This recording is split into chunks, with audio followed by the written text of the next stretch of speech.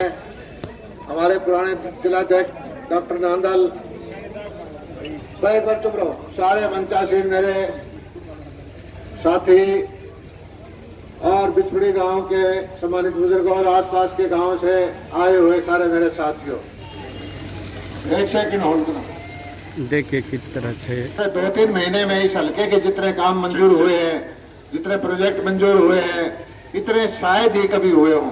पिछले 50 साल का रिकॉर्ड हमारे मुख्यमंत्री जी ने, भारतीय जनता पार्टी ने, हरियाणा सरकार ने तोड़ दिया। आपके यहाँ जबरदस्त IMT बनेगी, आपके यहाँ एक्सप्रेसवे निकल रहे हैं, आपके यहाँ जो इसका मिल का इसका धान का मिल है वो निकल रहा है, बनेगा यहाँ पर। ये सब चीज मंजूर हो चुकी है, घोषणाएं भी हो चुकी हैं। सैकड़ों करोड़ रुपए की पीने के पानी की योजनाएं की घोषणा हो चुकी है और नहरों की पानी की समस्या थी, उसके काम हो चुके हैं। पंचायतों में 60-70 करोड़ रुपए पहले जा चुके हैं और PWD के रोड की, मार्केटिंग बोर्ड के रोड की, आपके 56-57 गांव है हल्के के अंदर। एक भी गांव ऐसा नहीं होगा जिसमें करोड़ों रुपए की घोषणाएं ना हुई हो। मैं सौभाग्य से आपके सामने ये बताने के लिए आया हूं और हमारा ये सारा आज कार्यक्रम था। ये 30-35 और जो 70-80 करोड़ रुपए की घोषणाएं थी, इनका शुभारंभ करने का। यहां उतरते मैं गाड़ी से आया, मुझे पता लगा कि भाई चुनाव की घोषणा हो चुकी है, लेकिन इसलिए मैं ये सारे कार्यक्रम अपने स्थगित करता हूं। मैं शिलान्यास के कार्यक्रम अब नहीं करूंगा क्योंकि कानून का ये उल्लंघन होगा और भारतीय जनता पार्टी कानून मानने वाली पार्टी है, कानून तोड़ने वाली पार्टी नहीं है। अभी जो हमारे मुख्यमंत्री जी का कार्यक्रम था, आपको संबोधित करने का ये कैमरा लगा, ये वीडियो लगा रखा था। मुख्यमंत्री जी का भी मेरे पास फोन आया था, मैंने उनको मना कर दिया है। मुख्यमंत्री जी ने सहमति दे दी है क्योंकि आचार संहिता लग चुकी है, इसलिए वो भी आपको संबोधित नहीं करेंगे।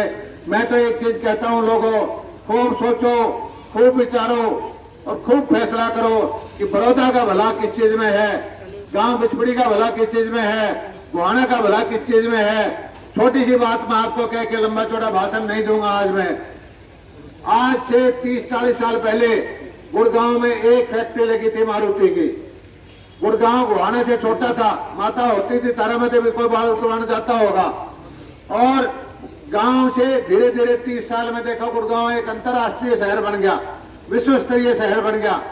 और आप दिल्ली से जहां जाओ, सोनीपत जाओ तो सोनीपत तक पूरा शहर बसा हुआ है, बल्कि पानीपत तक यह सारा बस गया। उधर जाओगे गोहाना तक, इस गोहाना की तरफ नहीं, इधर बहादुरगढ़ की तरफ चले जाओ, उधर गुड़गांव से भिवाड़ी की तरफ जाके चले जाओ, उधर फरीदाबाद से बल्लभगढ़ की तरफ चले जाओ, उधर गाजियाबाद, मेरठ, जहां एक्सप्रेसवे निकलते हैं वो इलाका 70-80 किलोमीटर तक संवर जाता है।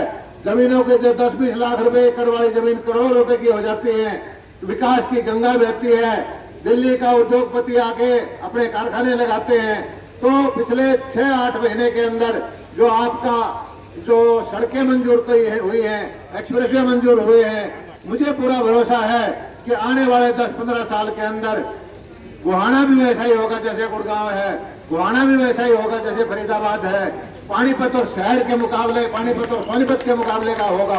आप सिर्फ एक चीज करो, आपको सोच विचार करके गोहाना के विकास के लिए, गोहाना की खुशहाली के लिए, गोहाना की तरक्की करने के लिए आप जो है अपना मैंडेट दो, अपना बटन जो है विचार करके, और अपना कैंडिडेट गोहाना का, जो आज तक आपने भारतीय जनता पार्टी की तरफ ध्यान नहीं दिया, और भारतीय जनता पार्टी के मुख्यमंत्री मनोहर लाल ने आपके लिए कलम दिल खोल के आपके लिए काम किए हैं। इतने काम गोहाना में कभी नहीं हुए। मैं आप लंबा थोड़ा गोहाना में नहीं हुए, बड़ौदा में नहीं हुए। गोहाना भी हमारा सेंटर है, 3 तरफ बड़ौदा है भाई। गोहाना इसलिए है कि हमारा सब डिवीजन है, इसलिए बोल रहा हूं मैं। और इस सारे इलाके की काया पलट होगी। किसानों की जहां तक बात है, दुष्प्रचार करने वालों ने माहौल खराब करने के लिए और सिर्फ ये देख के सड़कें जाम की गई थी कि भाई यहाँ मंडियां ना चले, किसान की फसल ना बिके और ठीक ठाक किसान के जेब में पैसा ना मिले, इसलिए ये सारे काम किए गए, ये उत्पाद करने की कोशिश की है। लेकिन मैं आपके सामने नमन करता हूँ, आपके सामने सिर झुकाता हूँ। आपने अन्न पैदा करके देश का खाद्यान्न भंडार भरने का काम किया है। आप श्रद्धा के पात्र हो, आपको मैं बहुत बहुत बधाई देता हूँ। कहने के लिए मेरे पास बहुत सारी बातें थी, बहुत कुछ कहना था, लेकिन अब ये है कि नियमों का पालन करते हुए आचार संहिता की वजह से मैं आज के कार्यक्रम को यही समाप्त करता हूं और आपसे प्रार्थना करता हूं कि आप जो है अपने बच्चों के भविष्य के लिए और बड़ौदा हल्के के भविष्य के लिए ठीक फैसला करोगे। हमें जनता पे भरोसा है, हमें आपके ऊपर भरोसा है। हम आपके सामने सिर झुकाते हैं और सेवा का मौका मिलेगा तो जिस तरह से हम पिछले महीनों से काम कर रहे हैं, इसी तरह से अगले 4 साल आपके काम करते रहेंगे।